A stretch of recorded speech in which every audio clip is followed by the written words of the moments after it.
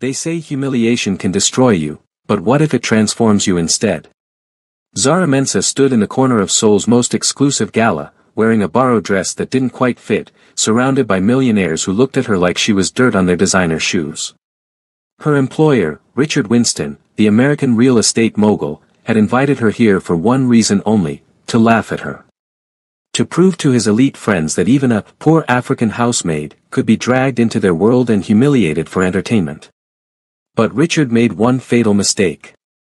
He didn't know that the most dangerous man in the room had been watching Zara from the moment she walked in. And when Kang Min-jun, the cold-blooded Korean Mafia boss, extended his hand and asked her to dance, everything changed. Because some women aren't meant to be mocked.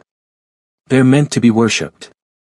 Before we see what happens next, kindly hit that subscribe button and turn on notifications because this story has twists you won't see coming. Now, let's begin. Zara had been cleaning Richard Winston's penthouse suite in Gangnam for 8 months. Every day, she scrubbed marble floors, polished crystal chandeliers, and washed sheets that cost more than her entire year's salary. Richard barely looked at her. To him, she was invisible, just another poor immigrant trying to survive in Seoul. But that changed one Tuesday morning.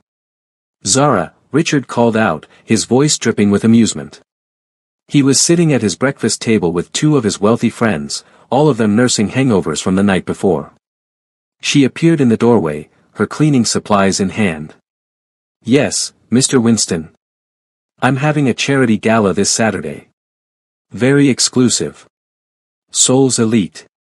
Politicians, CEOs, celebrities." He paused, exchanging smirks with his friends. "And I'd like you to attend as my guest." Zara blinked. "Sir. You heard me. I want you there. Wear something nice." His friends snickered. "Consider it a bonus for your hard work." Something in his tone made her skin crawl, but she needed this job. She had a younger brother back in Ghana whose school fees depended on the money she sent home every month. "Thank you, sir," she said quietly. As she left the room, she heard them burst into laughter. "This is going to be hilarious," one of them said. "Wait till everyone sees you brought your maid as a date." Zara's hands trembled as she gripped her mop. She knew exactly what this was. Humiliation disguised as kindness. But she'd survived worse. She'd survive this too. Saturday arrived like a death sentence. Zara stood in front of her cracked mirror in the tiny room she rented in Itaewon, staring at the only dress she owned that could possibly pass for formal, a simple navy blue gown she'd bought secondhand 3 years ago. It was clean but outdated, the fabric slightly faded. She twisted her thick, natural hair into an elegant updo, her fingers working with practiced skill. She had her mother's high cheekbones and her father's intense dark eyes. Even without expensive makeup, she was beautiful, but she knew that wouldn't matter tonight. To them, she'd always be just a maid. The gala was held at the Shilla Hotel, in a ballroom that looked like something out of a fairy tale. Crystal chandeliers sparkled like frozen stars. Women dripped in diamonds and designer gowns. Men wore tuxedos that cost more than cars. And then there was Zara, stepping out of a taxi because she couldn't afford the private cars everyone else arrived in. Richard was waiting at the entrance with his entourage, his smile sharp as a knife. "There she is," he announced loudly, drawing attention. "My lovely date for the evening." People turned. Whispers started immediately. "Is that his maid? Oh my God, is this some kind of joke? How embarrassing." Richard offered his arm, still grinning. "Shall we?" Zara lifted her chin and took it. She wouldn't give him the satisfaction of seeing her break. They entered the ballroom, and she felt every eye on her. Judging. Mocking. Pitying. Richard paraded her around like a circus attraction, introducing her to people who looked at her with barely concealed disgust. "This is Zara, my maid," he'd say, emphasizing the last word. "Doesn't she clean up nicely?" His friends laughed. The women sneered. Someone whispered loudly enough for her to hear, "No amount of soap can wash away where she comes from." Zara's nails dug into her palms, but she smiled. She wouldn't cry. Not here. Then, suddenly, the room went quiet. Not the pitying quiet from before, this was different. This was fear.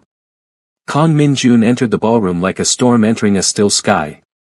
He was tall, broad-shouldered, devastatingly handsome in a way that seemed almost cruel. His black hair was perfectly styled, his tailored suit probably cost more than Richard's car, and his eyes. His eyes were dangerous. Cold. Calculating. The eyes of a man who'd killed and would kill again without hesitation. Everyone knew who he was. The youngest head of the Kang crime family, one of the most powerful mafia organizations in South Korea. He dealt in everything: weapons, real estate, politics. He owned half of Seoul's underground and had enough legitimate businesses to make him untouchable. People bowed slightly as he passed. Conversations died. Even Richard's arrogant smile faltered. Min-jun's security detail fanned out around the room as he moved through the crowd with lazy confidence, accepting greetings with barely a nod. And then his eyes found Zara. She was standing alone near a pillar. Richard had abandoned her to brag to his friends about his hilarious social experiment. She didn't notice Min-jun at first. She was staring at the floor, trying to make herself invisible. But Min-jun noticed everything about her. The proud tilt of her chin despite the humiliation. The way she held herself together when everyone else tried to break her apart. The fire in her dark eyes that refused to be extinguished. She was magnificent. And she had no idea. He moved through the crowd like a predator approaching prey, and people scattered out of his way instinctively. Zara looked up just as he stopped in front of her. Up close, he was even more intimidating. His presence filled the space around them, making it hard to breathe. "Dance with me," he said. Not a question. A command. Zara's eyes widened. I don't. I wasn't asking. He extended his hand, and the entire ballroom held its breath. Nobody refused Kang Min-jun. Zara stared at his hand, then at his face. Those cold eyes were watching her with an intensity that made her heart race. She placed her hand in his. The moment Min-jun's hand touched her waist, the room erupted in whispers. He led her to the center of the dance floor, and the crowd parted like the Red Sea. The orchestra began playing a waltz, and Min-jun pulled her close, closer than was proper, closer than was appropriate for strangers. "You're trembling," he observed, his voice low and smooth like expensive whiskey. "You're terrifying," Zara replied before she could stop herself. The corner of his mouth twitched. Almost a smile. "Good. You should be afraid. Then why are you dancing with me?" "Because I wanted to." They moved across the floor with surprising grace. Zara had learned to dance from YouTube videos during her lonely nights in Seoul, never imagining she'd use those skills here. "What's your name?" he asked. "Zara Mensa." "Zara," he repeated, like he was tasting it. "You're the maid." Her spine stiffened. "Yes. And that pathetic excuse of a man brought you here to humiliate you." It wasn't a question, but she answered anyway. "Yes. Do you know who I am, Zara Mensa?" "Everyone knows who you are, Mr. Kang." His grip on her waist tightened slightly. "Then you know I could kill him for the disrespect he's shown you tonight. I could have his body dumped in the Han River before sunrise." Zara's breath caught. She searched his face for any sign he was joking. There was none. "Why would you do that?" she whispered. "You don't even know me." Min-jun's eyes locked onto hers, and for the first time all night, she saw something other than coldness in them. Hunger. "No," he agreed. "But I'm going to." The song ended, but he didn't let her go. The entire ballroom was staring at them, hundreds of elite guests watching in stunned silence as the most dangerous man in Seoul held a maid like she was something precious. Richard stood frozen by the bar, his face pale. Min-jun finally released Zara, but his hand trailed down her arm possessively before letting go completely. "Thank you for the dance," he said formally, but his eyes promised it wouldn't be the last. He turned and walked away, his security detail following. Zara stood alone in the center of the dance floor, her heart pounding, her skin still tingling where he'd touched her. What the hell just happened? The ride back to Richard's penthouse was silent and suffocating.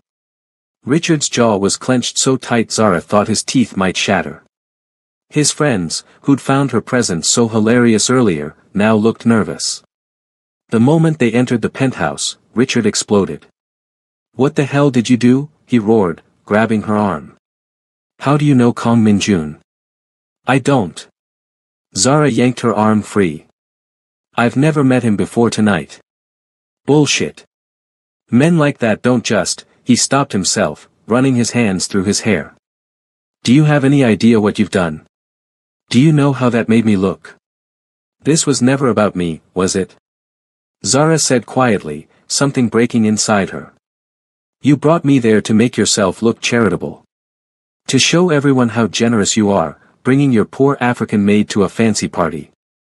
But it backfired. You need to stay away from him," Richard said, his voice dropping to something dangerous. "Whatever he wants from you, say no. Men like Kong Min-jun don't do anything without a reason, and none of his reasons are good." "I don't take orders from you outside of work," Zara said, surprising herself with her boldness. Richard's eyes narrowed. "You're fired." The words hit her like a slap. "What? You heard me. Pack your things. I want you out of here by morning." Panic seized her chest. "You can't, I need this job. My brother. Should have thought about that before embarrassing me in front of all of Seoul's elite. Get out." Zara stood there, shaking with rage and fear, before turning and walking toward the servants' quarters where she kept her spare clothes. She'd lost everything in one night. But as she packed her meager belongings, her phone buzzed. An unknown number. She opened the message, and her blood ran cold. "Your employer just made a mistake. Be ready at 9 a.m. tomorrow. A car will pick you up. MJ. Min-jun." How did he have her number? A second message appeared. "You have two choices, Zara Mensah. Come with me, or struggle alone. Choose wisely." Zara stared at her phone, her hands trembling. She was standing at a crossroads. Behind her, poverty, struggle, the life she'd always known. Ahead, danger, darkness, and the most terrifying man she'd ever met. What would she choose? "Okay, I need to know, would you get in that car?" Comment yes or no below. And if you're loving this story, subscribe to the channel now and like this video. Now let's see what Zara decides. Zara didn't sleep that night. She sat on the floor of her tiny rented room in Itaewon, her suitcase packed, staring at her phone. At 8:55 a.m., she stood outside her building, her heart pounding. She was really doing this. At exactly 9 a.m., a black Mercedes pulled up. The windows were tinted so dark she couldn't see inside. A man in a suit, clearly security, stepped out and opened the back door. "Miss Mensah." Zara took a deep breath and got in. The interior was pure luxury, leather seats, tinted privacy glass, the faint scent of expensive cologne. And sitting across from her, looking like a king on a throne, was Kong Min-jun. He was dressed more casually today, black dress shirt, sleeves rolled up to reveal strong forearms, his hair slightly less styled. Somehow, he looked even more dangerous like this. "You came," he said. "You didn't give me much choice." "There's always a choice, Zara. You made yours." The car started moving, gliding through Seoul's morning traffic. "Where are you taking me?" she asked. "My home. We need to talk." "About what?" He studied her for a long moment. "About your future. And if I don't want the future you're offering? Then I'll take you back, and you'll never hear from me again." Somehow, Zara knew he was telling the truth. For all his danger, there was a strange honor in how he spoke to her. They drove for 30 minutes, leaving the crowded streets of central Seoul and heading into the mountains. Finally, they arrived at a compound that looked more like a fortress than a home, high walls, security gates, guards with weapons they didn't bother to hide. The house itself was stunning. Modern architecture blended with traditional Korean elements, all clean lines and expensive materials. Min-jun led her inside, through rooms that were beautiful but cold. Everything was perfect, controlled, lifeless. They ended up in his study, a room dominated by a massive desk, floor-to-ceiling bookshelves, and windows overlooking Seoul sprawling in the distance. He poured 2 glasses of whiskey and handed her one. "I don't drink," Zara said. "Today you do." She took it but didn't sip. Min-jun sat on the edge of his desk, studying her with those intense eyes. "Do you know why I danced with you last night?" he asked. "To humiliate Richard Winston?" "Partially." He swirled his whiskey. "But mostly because I wanted to. Because in a room full of people pretending to be important, you were the only real thing there." Zara's breath caught. "You stood there, taking their cruelty, and you didn't break," he continued. "Do you know how rare that is? True strength." "I'm not strong," Zara said quietly. "I'm just, surviving. Survival is strength." Min-jun set down his glass. "I want to offer you a position." "What kind of position?" "I need someone I can trust. Someone who isn't part of this world, who doesn't have ulterior motives or family connections to my enemies." His eyes bore into hers. "I need someone real." "To do what?" "To be seen with me. To attend events, handle certain social obligations. To be your mistress." Zara finished, her voice hard. "My companion," Min-jun corrected. "There's a difference." "Is there?" He stood, moving closer. Zara's instinct was to back away, but she forced herself to stand still. "I won't touch you unless you ask me to," he said softly, dangerously. "But everyone else will think I am. They'll see you with me and assume you're mine. That association will protect you and give you power in this city. And what do you get out of it?" His smile was sharp. "A beautiful woman on my arm. A message to my enemies that I answer to no one's expectations. And..." He paused, his hand coming up to cup her cheek. Zara's skin burned at the contact. "The pleasure of seeing you thrive instead of being crushed by men like Richard Winston." "This is insane," Zara whispered. "Yes," Min-jun agreed. "Will you do it anyway? You said I could leave if I wanted." "You can." "Then why do I feel like I can't?" His thumb brushed her cheekbone. "Because you don't want to." And God help her, he was right. Zara spent 3 days at Min-jun's compound before giving him her answer. He'd given her a guest room, a suite bigger than any apartment she'd ever lived in, with her own bathroom, balcony, and enough space to feel like a princess instead of a prisoner. He didn't push her. Didn't make demands. Every evening, they had dinner together, just the 2 of them in his massive dining room. They talked about everything and nothing, her childhood in Ghana, her dreams of becoming a nurse before poverty derailed them, her brother who wanted to be an engineer. Min-jun shared less, but she learned things in fragments. He'd taken over the family business at 23 when his father was killed. He had enemies in every corner of Seoul's underworld. He'd never been in love. Never? Zara asked on the 3rd night, surprised. "Love is a weakness in my world," he said simply. "Weakness gets you killed. That's sad. That's survival." On the 4th morning, Zara found him in his home gym, shirtless and beating the hell out of a punching bag. She watched from the doorway as his muscles moved beneath scarred skin, proof that his life had been violent long before he became a boss. He noticed her and stopped, grabbing a towel. "I'll do it," Zara said. Min-jun went very still. "You're sure?" "No. But I'm doing it anyway." Something flickered in his eyes, satisfaction, possession, hunger. "There will be rules," he said, approaching her. "For both of us." "Like what?" "You'll live here. For safety." "Okay. You'll attend events with me when I require it. You'll be provided with everything you need, clothes, education, anything. I don't want charity." "It's not charity. You'll earn it." He was close now, towering over her. You'll be my eyes and ears in social situations. You'll help me navigate the political games that come with my business interests. You're smart, Zara.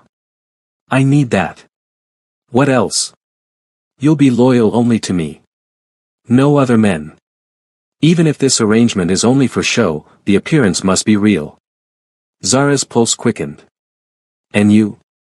What about me? Do you get to have other women? His smile was predatory. There are no other women. The air between them crackled with electricity. If you want out, Min Jun continued, you tell me. I'll set you up with enough money to go anywhere, do anything. But while you're mine, even just on paper, you're mine. Understood? Understood. Then we have an agreement. He extended his hand, formal despite the intimacy of the moment.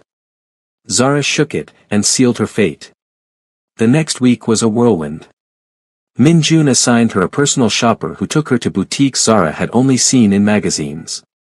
Gowns, dresses, casual wear, shoes, jewelry, all of it tailored, expensive, beautiful. This is too much, Zara protested as they added a 10th designer bag to the collection. You'll need it, the shopper said simply. She was given etiquette lessons by a stern older woman who taught her how to navigate high society, which fork to use, how to make small talk with politicians, how to spot enemies disguised as friends. Min Jun also hired a private tutor. You mentioned wanting to be a nurse, he said when she questioned it. Start studying. I'll arrange for you to attend university next semester if you want. Why are you doing this? Zara asked. Because I can. But she saw through him. He was investing in her. Making her into something that could stand beside him, not just behind him. 2 weeks after moving in, Min Jun told her to get ready. Where are we going? A charity auction. Your first public appearance as mine. Zara's stomach twisted with nerves, but she got ready. The dress Min Jun had chosen was devastating, a fitted emerald gown that hugged every curve, with a slit up the thigh that would make conservative society mothers faint. Her natural hair was styled in elegant braids wrapped into a crown. Diamond earrings sparkled at her ears. When she descended the stairs, Min Jun was waiting in the foyer. He looked up, and froze. For several seconds, he just stared at her, something dangerous and possessive flickering in his eyes. You're beautiful, he said quietly. Not a compliment, a fact. Thank you, Zara whispered. He offered his arm. Ready? No. Good. Neither are they. The auction was at the same hotel as the gala where they'd met. This time, when Zara stepped out of the car, Min Jun's car, his hand at her back, his security detail surrounding them, the reaction was explosive. Cameras flashed. Whispers turned into gasps. Is that the maid? She's with Kang Min Jun. Oh my God, look at her. Zara held her head high and let Min Jun guide her inside. The ballroom fell silent when they entered. This time, the looks weren't pitying or mocking. They were envious. Min Jun kept her close, his hand never leaving her waist, marking her as his in a way that made every woman in the room burn with jealousy and every man look at her with new respect. Because if Kang Min Jun claimed you, you mattered. And then Zara saw him. Richard Winston. He was standing with the same group of friends who'd laughed at her, but he wasn't laughing now. His face was pale, his eyes wide with something between shock and fear. Min Jun noticed her tension. Want me to destroy him? He asked casually, like offering to get her a drink. What? Richard Winston. I can ruin him financially by morning. One phone call. Zara stared at this terrifying man who was offering her revenge like it was nothing. No, she said finally. He's not worth it. Min Jun's smile was approving. Mercy. Interesting choice. But as they moved through the crowd, they passed close to Richard. Min Jun paused, turning to face him. Richard actually flinched. Winston, Min Jun said pleasantly. I don't believe you've been properly introduced to my companion. The emphasis on companion was deliberate. We've met, Richard stammered. Then you know what a remarkable woman she is. Min Jun's voice dropped, cold as ice. And you know what happens to people who disrespect what's mine.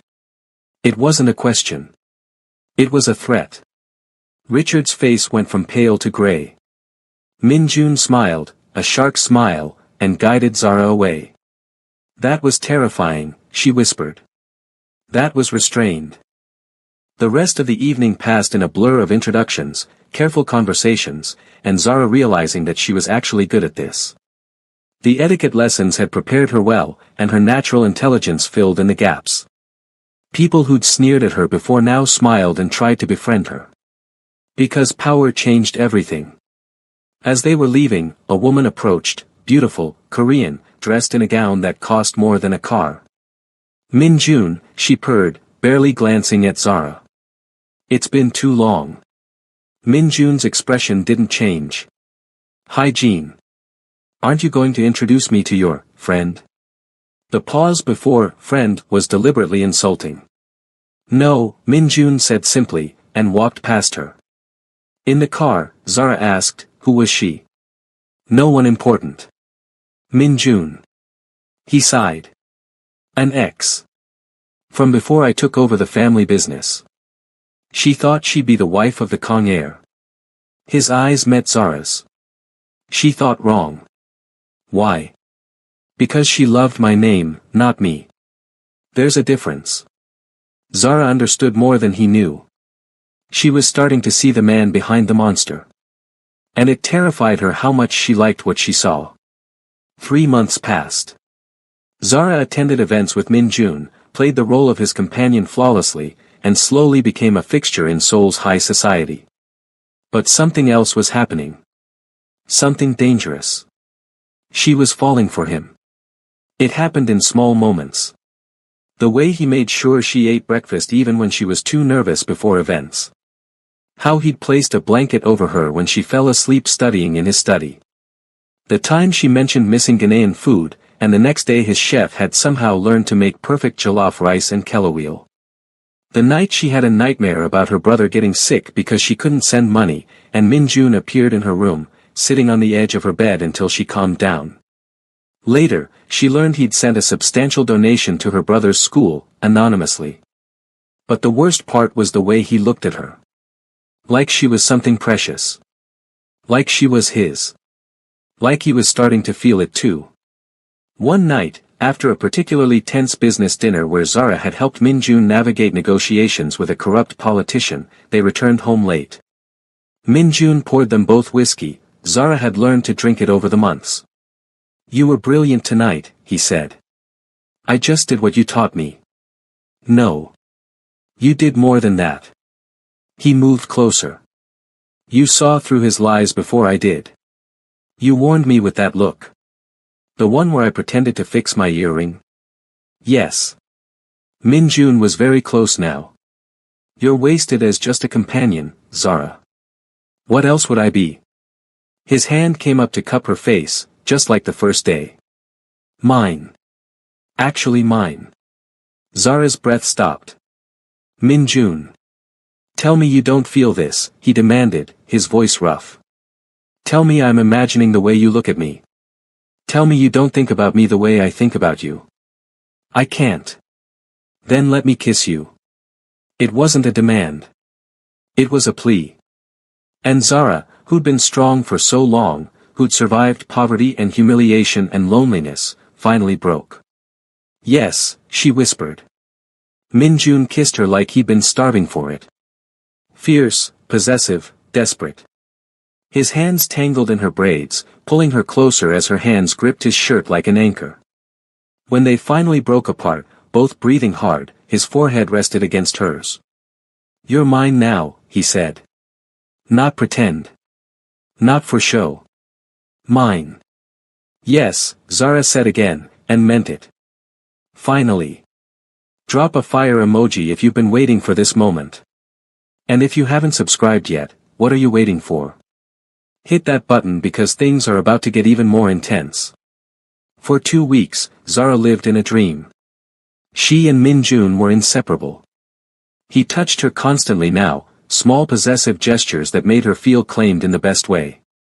They'd kiss until she was dizzy, though he never pushed for more. When I have you completely, he'd growled against her neck one night, it won't be rushed. I'll take my time. The promise in his voice made her shiver. But paradise never lasts. One morning, Zara woke to find Min Jun's side of the bed empty. She'd been sleeping in his room for the past week, though they still hadn't gone all the way. Min Jun seemed determined to wait for something. She found him in his study, his expression thunderous. What's wrong? He looked up, and the cold Mafia boss was back. We have a problem. He turned his laptop toward her. On the screen was a news article with photos of them together at various events. The headline, Kang Min Jun's African Mistress, from Maid to Mafia Queen. Zara's stomach dropped. But that wasn't the worst part. Below was another photo, older, grainy. Her brother, Kofi, outside his school in Ghana. No, she whispered. The Choi family, Min Jun said, his voice deadly calm. My rivals. They've identified your brother as a pressure point. Terror seized her chest. Are they going to hurt him? Not if I move first. He was already on his phone, barking orders in rapid Korean. I'm sending security to Ghana. Kofi will be on a plane to Seoul by tonight. You can't just. I can, and I am. His eyes blazed.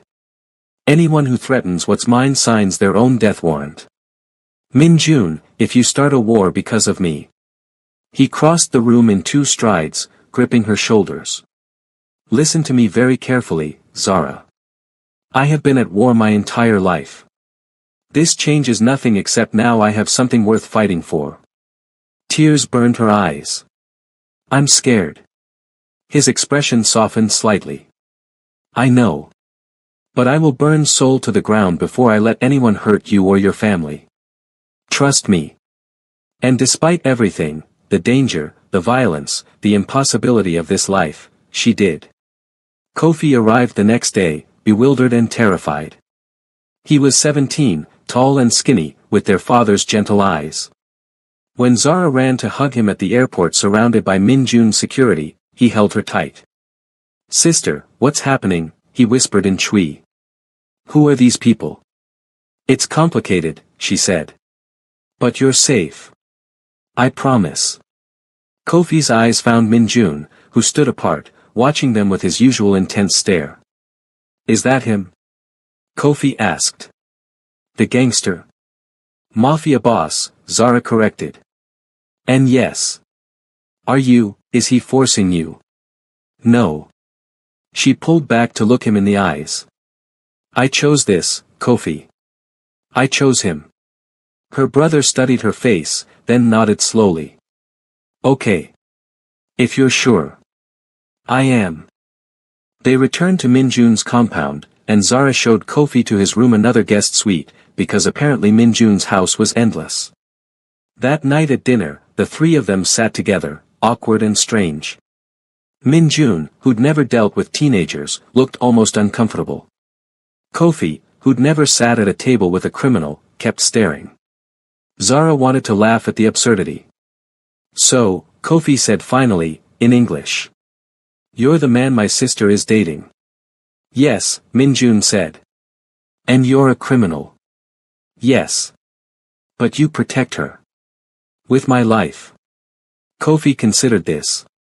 Okay then. Just like that, her brother accepted it. Later, when Kofi had gone to bed, Min Jun found Zara on the balcony. He's a good kid, Min Jun said. He is. I've arranged for him to attend Seoul International School. He'll have security, but it will be discreet. Min Jun, you don't have to. He's your family. That makes him mine now. Zara turned to face him, her heart so full it hurt. I love you, she said. The words escaped before she could stop them. Min Jun froze, his eyes going wide, the first time she'd ever seen him truly shocked. What? I love you, Zara repeated, stronger now. I know I'm not supposed to. I know it's dangerous and stupid, Anne. He kissed her, hard and desperate, cutting off her words. When he pulled back, his hands framed her face. Say it again. I love you. Again. I love you, Min-jun. His eyes were blazing with something she'd never seen before, something vulnerable and raw. I've never said this to anyone, he said roughly. Never felt it. But Zara, I love you so fucking much it terrifies me. She started crying, and he kissed away her tears. I want you, he said against her skin. All of you. Not just for show, not just as a companion. I want you as my wife. Zara pulled back, shocked. What? Marry me. Not now, we'll wait until this war with the Choi family is over, until I know you're safe. But marry me, Zara. Be mine in every way that matters. Yes, she breathed. Yes, yes, yes. Min-jun kissed her again, then swept her into his arms and carried her to their bedroom. That night, he finally made her his completely.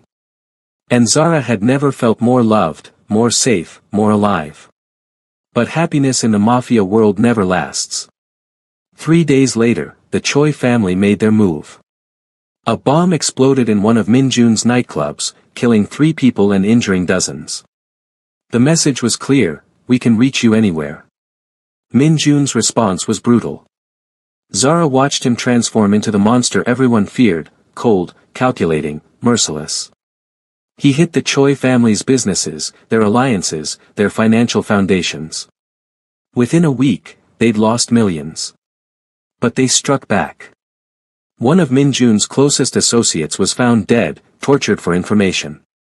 Then a shipment of weapons was intercepted by police, clearly tipped off by Choi spies. Seoul's underworld braced for all-out war. Min-jun moved Zara and Kofi to a safe house, surrounded by armed guards 24/7. I need you safe, he said, kissing her forehead. Both of you. Come with us, Zara begged. I can't. I have to end this.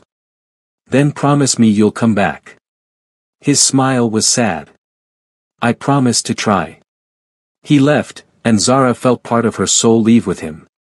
For 3 days, she heard nothing. The news reported explosions, shootouts, bodies found in the Han River. Seoul was burning. On the 4th day, Min-jun's second-in-command, Jae-sung, arrived at the safe house. His expression was grim. No, Zara whispered. No, no, no. He's alive, Jae-sung said quickly. But he's been shot. We're taking you to him. The hospital was actually a private medical facility owned by the Kong family. Min-jun was in a bed, his torso wrapped in bandages, but his eyes were open. Alive. Zara ran to him, sobbing. I'm okay, he said roughly, pulling her close despite his injuries. I'm okay, baby. You promised. I kept it. I came back.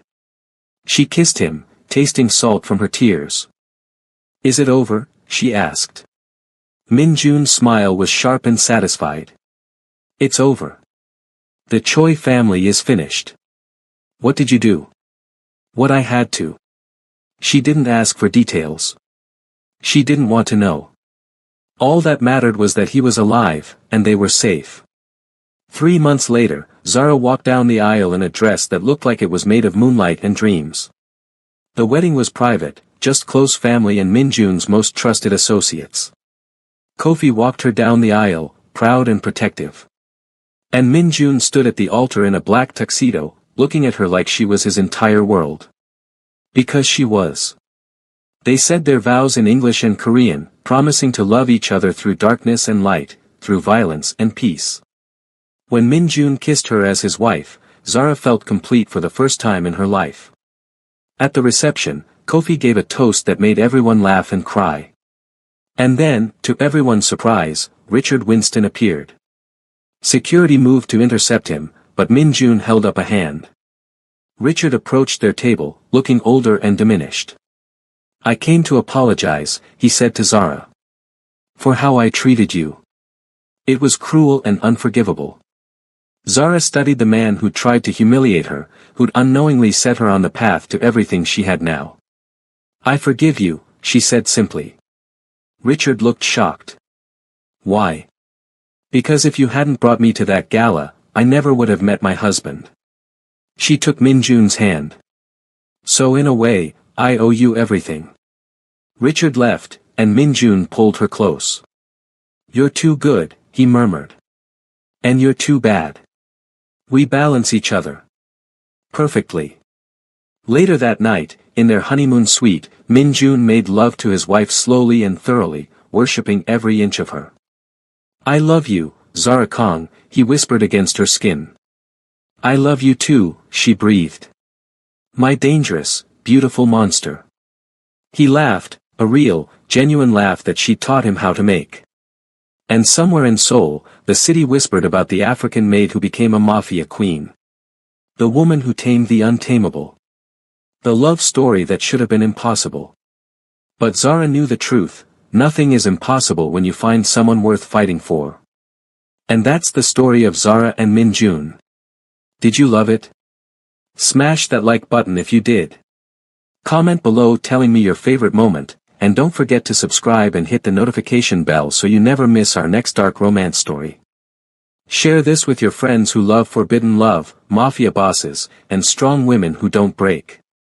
Thank you so much for watching, and remember, true love is worth fighting for, no matter how impossible it seems. Until next time, stay blessed and keep believing in love.